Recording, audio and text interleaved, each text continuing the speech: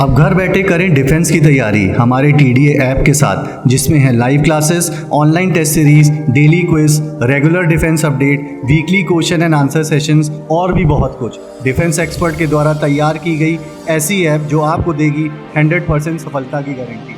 आज ही डाउनलोड करें।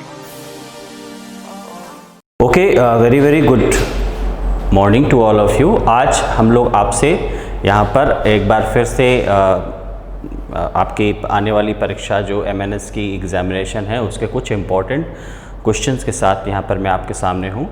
आपको आपके सिलेबस के बेस पे हम लोगों ने मतलब द टीम ऑफ त्रिशूल defence academy I have designed some question for biology which could be important, which is very important and it could be asked in your forthcoming examination। हम सभी त्रिशूल डिफेंस एकेडमी में मैंने biology के लिए आपके कुछ प्रश्नों को छाटा है। ये प्रश्न आपके परीक्षा के लिए बहुत ही उपयोगी हो सकते हैं। हो सकता है परीक्षा में कुछ क्वेश्चन इसी परिपाटी पर आधारित हो सकते हैं। तो हम आज उन प्रश्नों के बारे में आपसे बात करेंगे और उन पर चर्चा करेंगे और उनसे संबंधित और बातों को हम लोग यहाँ पर जानेंगे। ठीक है, तो बी रेडी व्यूअर्स। हम लोग यहाँ पर कुछ क्वेश्चंस के बारे में हैं। आप सभी लोग अपने पेन पेपर लेके बैठ जाएं। क्वेश्चंस हैं, क्वेश्चंस के आंसर्स आएंगे। ये हमारे आपके स्क्रीन पर, आपके मोबाइल पर, आपके टैबलेट पर, आपके लैपटॉप पर वो प्रश्न भी चलेंगे, वो उत्तर भी चलेंगे।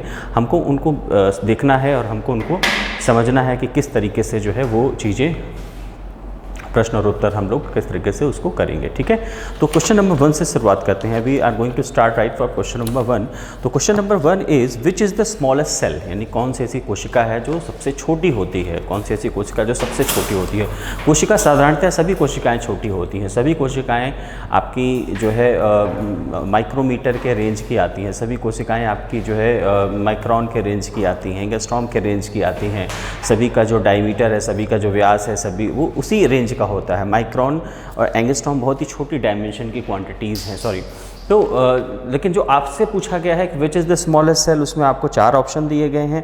पहला ऑप्शन है आपसे PPLO है, दूसरा ऑप्शन आपका है बैक्टीरियल सेल है, तीसरा ऑप्शन अमीबा है और चौथा ऑप्शन है ऑल ऑफ द एबो, यानी सभी कोशिकाएं आपसे पूछी गई हैं कि ये सारी कोशिकाएं हैं।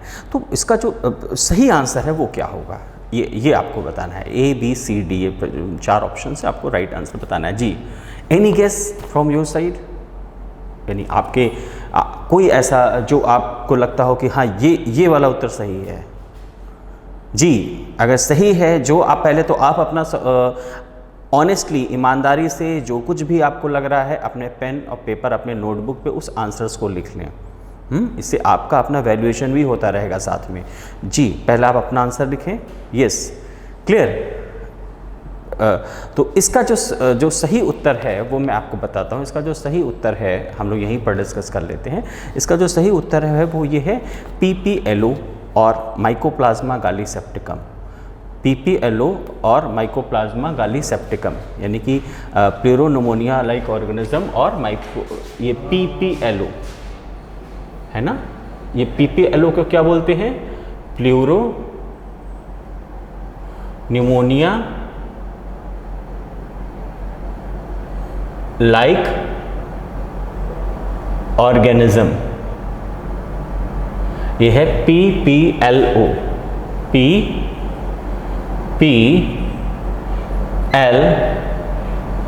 PPLO pleuropneumonia like organism. इसको बोलते हैं माइकोप्लाज्मा गालीसेप्टिकम भी बोलते हैं।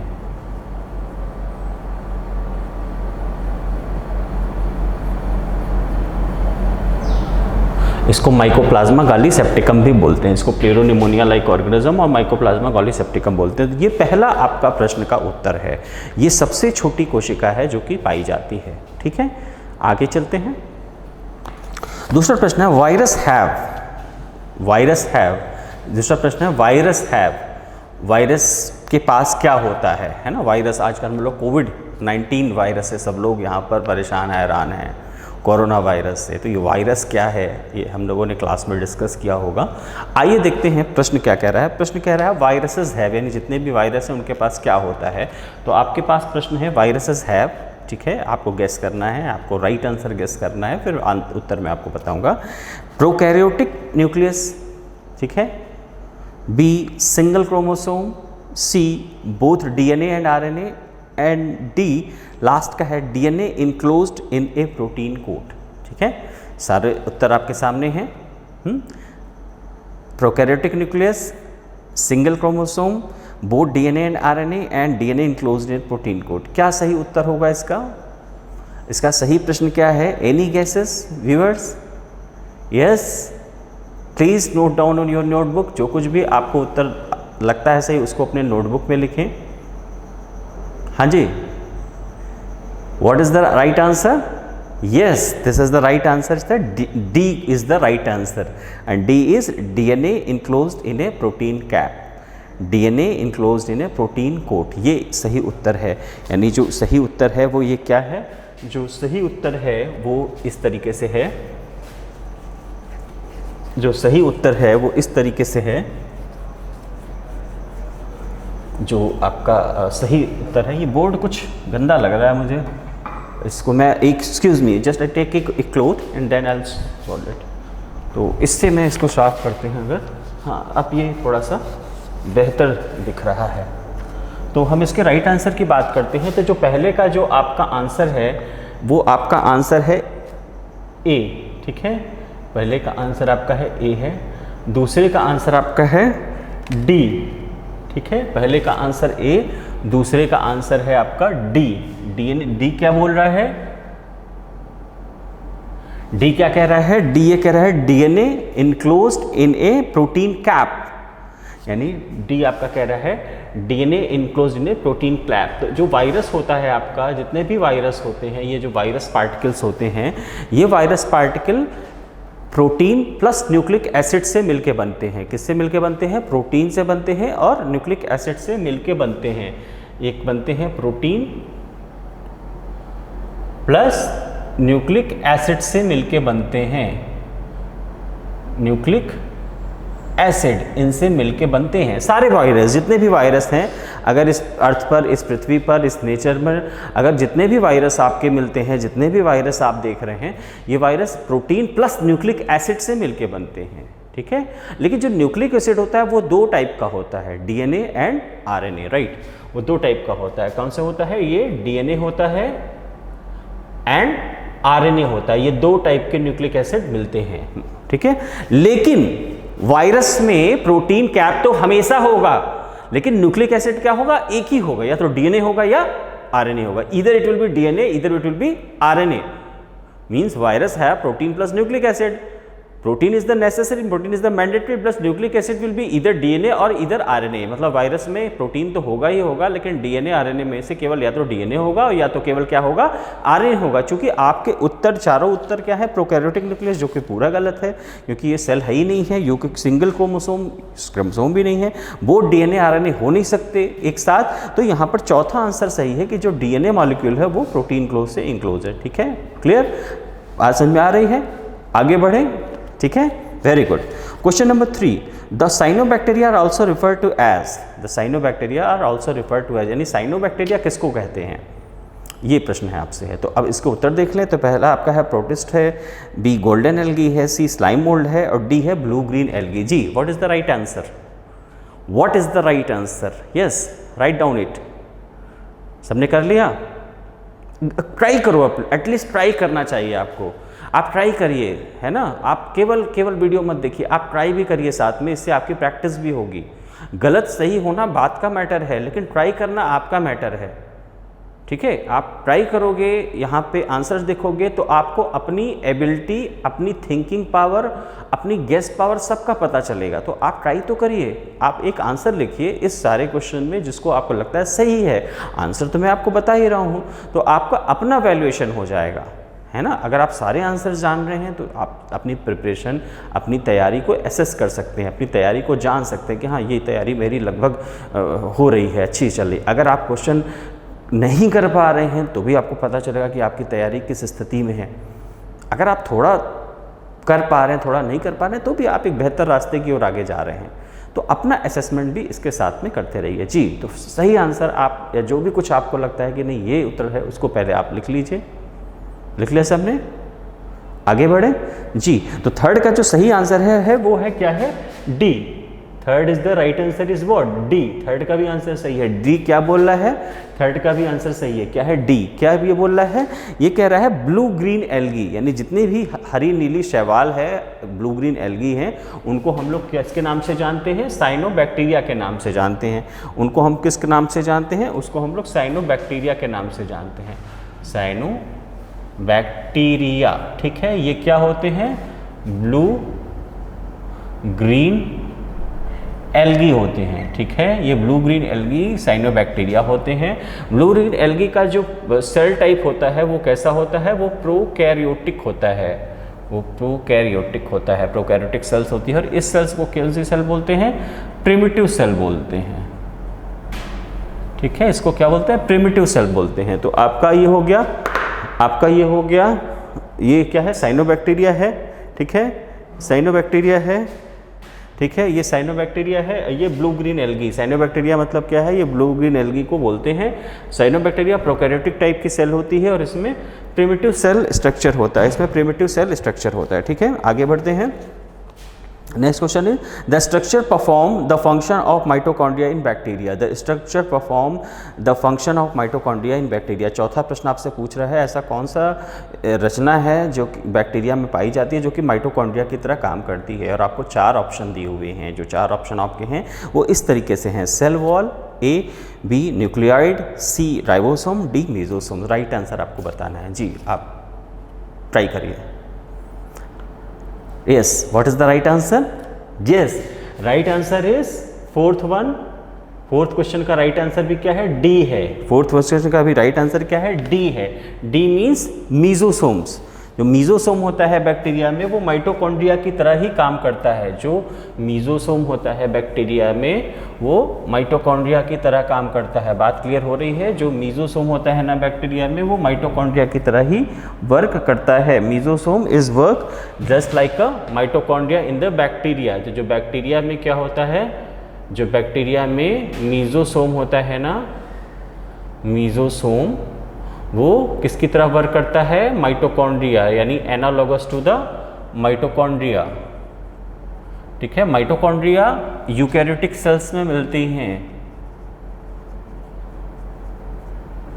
ठीक है, वेल डिफाइंड सेल ऑर्गेनल है। लेकिन मीजोसोम क्या होता है, ये बैक्टीरिया में है, यानी कि ये प्रोकैरियोटिक है। ठीक है, इतनी बात क्लियर हो रही है। आगे बढ़े, यहां से हम लोग आगे बढ़ते हैं, क्वेश्चन नंबर 5 की ओर जाते हैं।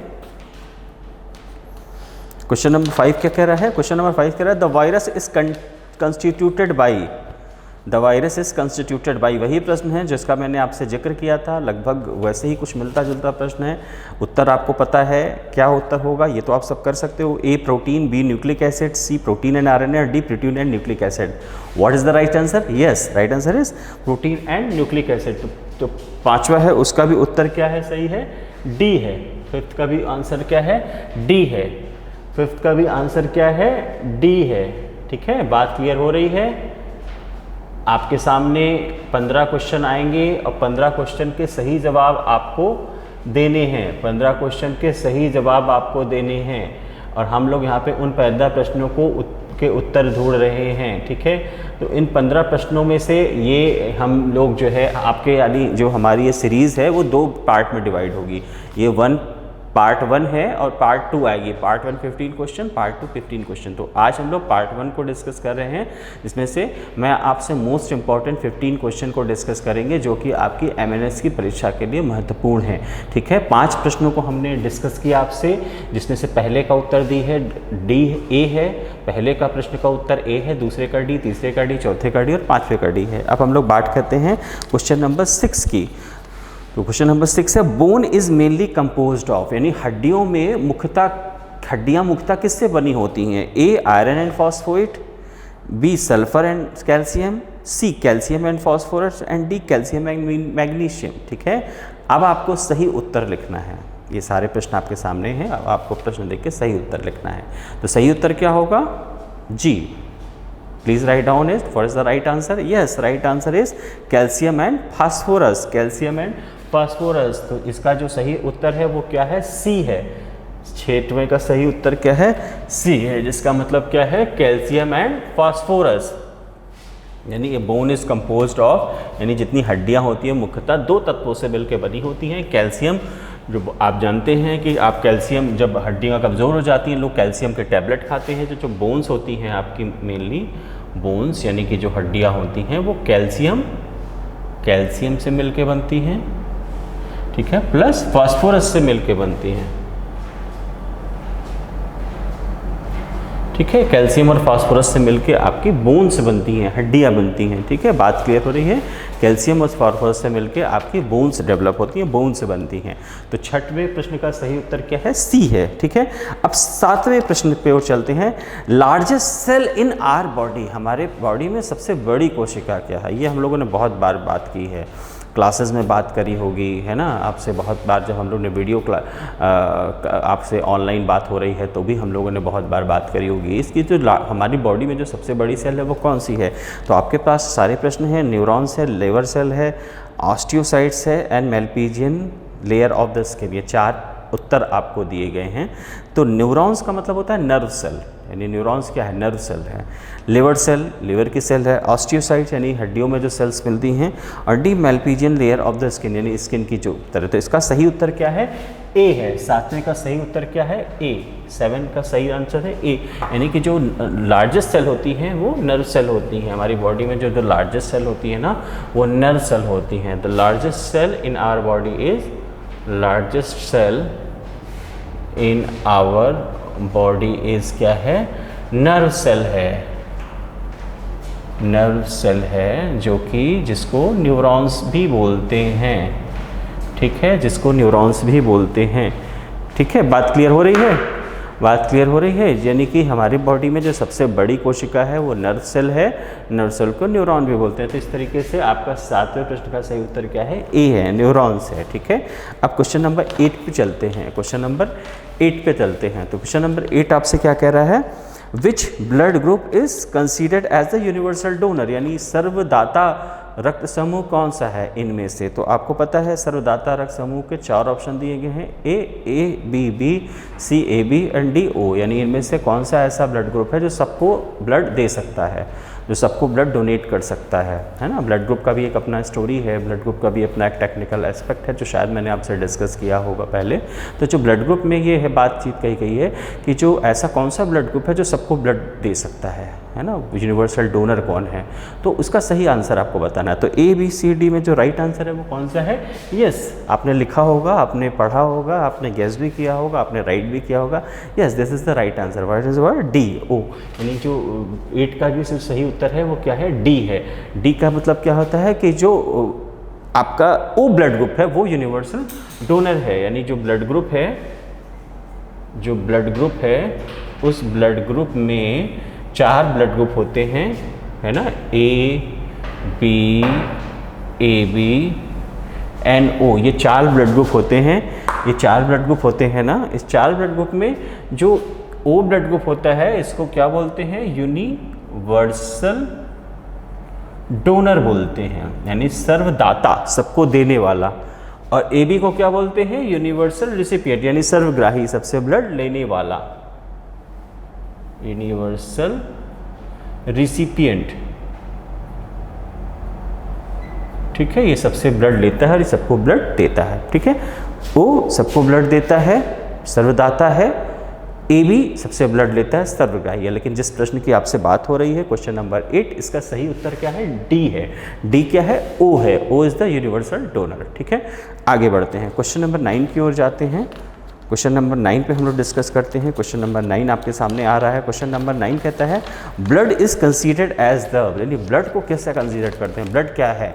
ए, liquid connective tissue, B, fibrous tissue, C, both of them and D, none of these. यानी कि रक्त को किस तरीके से समझा जाता है या कहा जाता है, रक्त क्या है? तो ये है लिक्विड कनेक्टिव टिश्यू यानी तरल संवहनी ऊतक, बी, फाइब्रस टिश्यू, है ना, C, both of this and D, none of this. तो इसका भी सही उत्तर क्या है?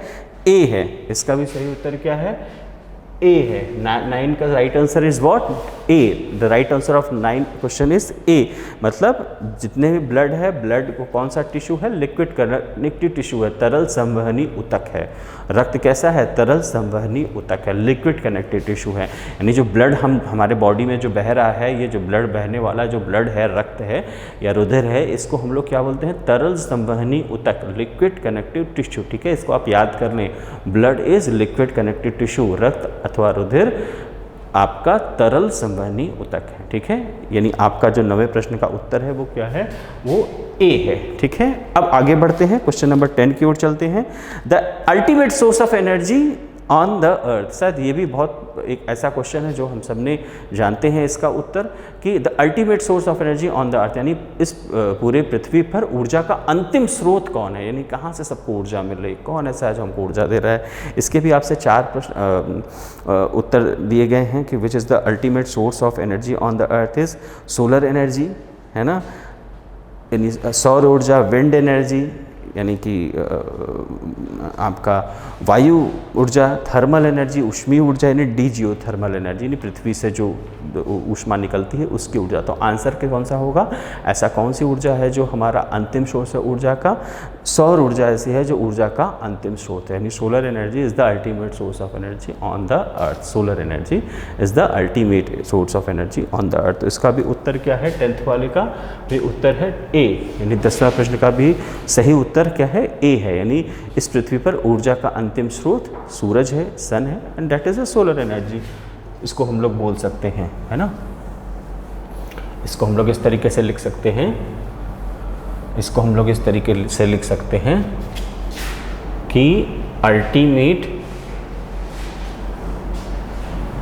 Energy on the earth is what?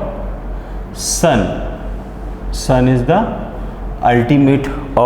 ultimate source of energy on the earth. Sun is the ultimate source of energy on the earth. ठीक है, question number 11 की बात करते हैं। World AIDS day celebrated on, शायद हम सभी को पता है, आपको भी पता होगा कि विश्व एड्स दिवस कब मनाया जाता है। हाँ, आपका सही उत्तर है, जो आपने बिल्कुल सही जाना है। आपके सामने ऑप्शन है दिसंबर 1, नवंबर 1, जनवरी 1, नन ऑफ दिस, यानी इनमें से कोई नहीं। तो इसका जो सही उत्तर है वो क्या है? दिसंबर 1, यानी कि 1 दिसंबर को आपका वर्ल्ड एड्स डे सेलिब्रेट किया जाता है। तो इसका भी सही उत्तर आपका क्या है? ए है। 11 का सही आंसर क्या है? ए, ठीक ना। तो world AIDS day celebrated on December 1। ठीक है, आगे बढ़ते हैं। Question number 12, which sugar is considered as the milk sugar, यानी ऐसी कौन सी शर्करा है जो दुग्ध शर्करा यानी कि मिल्क में कौन सी शुगर पाई जाती है? तो आपके ऑप्शन हैं A lactose, B maltose, C sucrose, D glucose. A lactose, B maltose, C sucrose, D glucose. तो इसका सही उत्तर क्या है? A lactose. A lactose is the considered as the milk sugar. तो इसका भी सही उत्तर 12वें प्रश्न का क्या है? ए है। A means lactose is considered as the milk sugar, यानी कि लैक्टोज को क्या बोलते हैं? मिल्क शुगर बोलते हैं। जो लैक्टोज होती है ना, लैक्टोज बेसिकली क्या होती है? ये डाइसैकेराइड होती है, ये डाइसैकेराइड होती है, और ये ग्लूकोज प्लस ग्लैक्टोज नाम के 2 मोनोसैकेराइड के जुड़ने से बनती है। इसको हम लोग मिल्क शुगर बोलते हैं, इसको हम लोग मिल्क शुगर बोलते हैं। क्यों मिल्क शुगर बोलते हैं?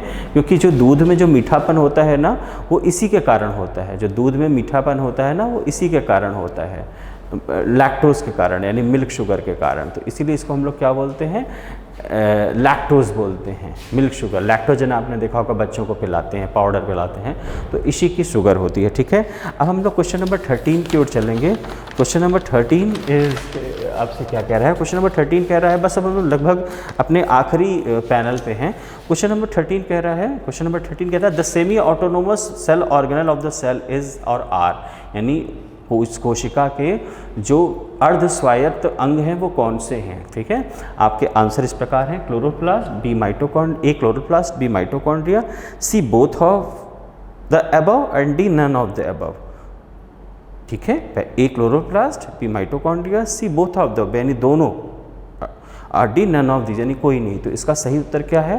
हाँ जी, इसका सही उत्तर है बोथ ऑफ द अबव, यानी दोनों उपर्युक्त जो आपके ऑप्शन हैं यानी क्लोरोप्लास्ट और माइटोकॉन्ड्रिया दोनों इसको क्या बोलते हैं, सेमी ऑटोनोमस सेल ऑर्गेनल बोलते हैं, यानी अर्ध स्वायत्त कोशिकांग है। तो 13 का जो राइट आंसर है क्या है, वो है सी, है ना। और इसका मतलब क्या है कि chloroplast and mitochondria are known as the semi autonomous cell organelle. Chloroplast and mitochondria are known as the semi autonomous cell organelles, semi autonomous cell organelles.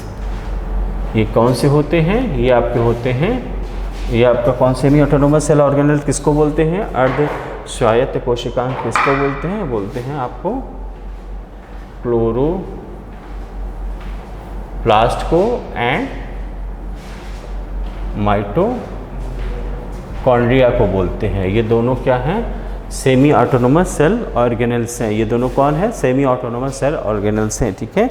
Question number 14, the hardest part of the human body is, यानी कि हमारे मानव शरीर में सबसे कठोर भाग, कठोर हिस्सा कौन सा है ना। मानव शरीर में सबसे कठोर भाग कौन सा है, the hardest part of the human body, मानव शरीर का सबसे कठोरतम भाग कौन सा है, ये आपको बताना है। तो कौन सा कठोरतम भाग है मानव शरीर में, आपके ऑप्शन हैं टूथ यानी कि दांत, बी इनेमल यानी दांत का एक इनेमल होता है, सी बोथ ऑफ देम यानी दोनों, और डी स्कल यानी कि स्कल खोपड़ी।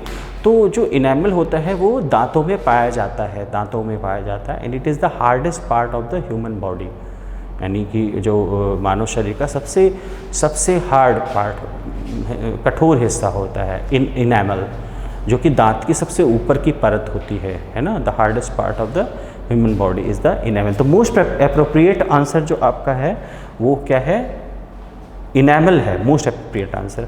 But in this question tooth and enamel, जो कि enamel is the part of the tooth, that's why we consider tooth answer C, यानी बोथ ऑफ द देम, यानी दोनों जो उत्तर हैं वो इसके सही प्रश्न हैं, टूथ एंड इनेमल। ठीक है, बात समझ में आ रही है।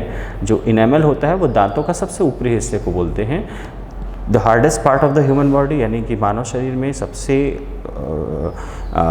हार्डेस्ट पार्ट कौन सा है, तो अगर हम बोलेंगे तो इनेमल है, enamel is the hardest part of the human body. यहाँ पर आपको A, B, C, D यानी teeth, enamel, C both of them and D skull, 4 प्रश्न ऑप्शन दिए गए। जो सही सबसे उपयुक्त आंसर है वो आपका क्या है, बी है, इनेमल है ना। B is enamel is the right answer for this question. Enamel is the hardest part of the human body, inside the human body. ठीक है, तो आंसर कौन सा होगा, बी, इनेमल। 14 का आंसर क्या होगा, इनेमल। ठीक है, लेकिन इनेमल भी टीथ का पार्ट होता है ना, इसीलिए सी बोथ ऑफ देम। तो ये एक इसको भी कंसीडर कर सकते हैं। ठीक है, क्वेश्चन नंबर 5, तो पहले इस चीज़ को देख ले, जो आपका इनेमल होता है, जो पार्ट ऑफ द टूथ होता है, it is the hardest part of the human body. Enamel, it is the hardest part of the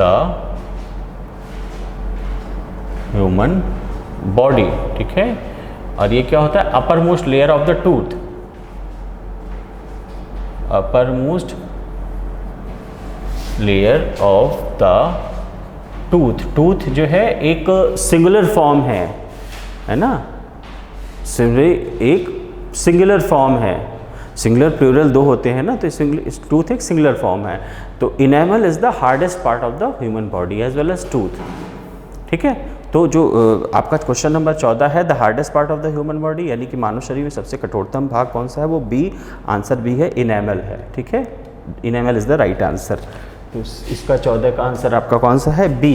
B means enamel is the right answer. बात समझ में आ रही है। अब लास्ट प्रश्न है, the pepsin is known for the, यानी कि जो पेप्सिन है, एक एंजाइम है जिसका नाम है, is known for the pepsin is known for the. चारों ऑप्शन आपके सामने हैं, digestion of protein, digestion of fat, digestion of carbohydrate and digestion of the starch. तो इसका जो सही आंसर है वो है डाइजेशन ऑफ प्रोटीन, यानी कि जो पेप्सिन होता है वो प्रोटीन के पाचन से संबंधित होता है। Digestion of protein associated by the pepsin. तो इसका जो सही आंसर है वो आंसर है ए। तो 15 का जो राइट आंसर है that is a. What is the 15 का राइट आंसर इज ए, है ना। तो ए है, the pepsin is known for the digestion of protein. Pepsin is an enzyme and it associated with the digestion of protein. ठीक है, बात समझ में आ गई। तो ये 15वें प्रश्न का आपका सही उत्तर क्या है? ए। तो जो पेप्सिन आपका है, जो पेप्सिन है ना, ये जो पेप्सिन है, पेप्सिन ये क्या है? It is the protein digestive enzyme है। It is the protein digestive enzyme है, यानी कि ये प्रोटीन के पाचन से संबंधित है पेप्सिन। ठीक है, इसीलिए इसका जो 15वें प्रश्न का आपका जो सही उत्तर है वो क्या है? ए, डाइजेशन ऑफ प्रोटीन, यानी pepsin is known for the, pepsin जाना जाता है किस लिए? प्रोटीन के डाइजेशन के लिए। तो 15वें प्रश्न का सही उत्तर क्या है? ए। तो आपके सामने आज हमने आपसे 15 प्रश्नों को आपके से डिस्कस किया, 15 प्रश्नों को आपके साथ हमने देखा। ये 15 प्रश्न आपके आने वाली MNS परीक्षा के लिए बहुत उपयोगी प्रश्न हो सकते हैं, बहुत उपयोगी प्रश्न हैं, बहुत चुनिंदा प्रश्न हैं। तो इन चुनिंदा प्रश्नों की जब हमने आपसे बात करी है तो ये प्रश्न हैं जो आपको आपकी तैयारी में बहुत ही हेल्प कर सकते हैं, आपको तैयारी को बहुत आगे बढ़ा सकते हैं। और ये जो प्रश्न हैं इसको जैसे मैंने आपके साथ डिस्कस किया है, ये और इस डिस्कशन से आपको और भी ज़्यादा प्रश्नों के उत्तर मिलेंगे। उम्मीद है ये वीडियो आपके तैयारी में, आपके प्रिपरेशन में आपको काफ़ी हेल्प करेगा। और इसका ये तो एक पार्ट है जिसमें मैंने 15 प्रश्न आपसे डिस्कस किए। इसका 15 प्रश्न और हैं जो भी आपके लिए महत्वपूर्ण है, जिसको हम फिर आपके से इस वीडियो को शेयर करेंगे। Hopefully this video will help you and definitely it will enhance your preparation for your military service examination, military nursing examination. Thank you so much.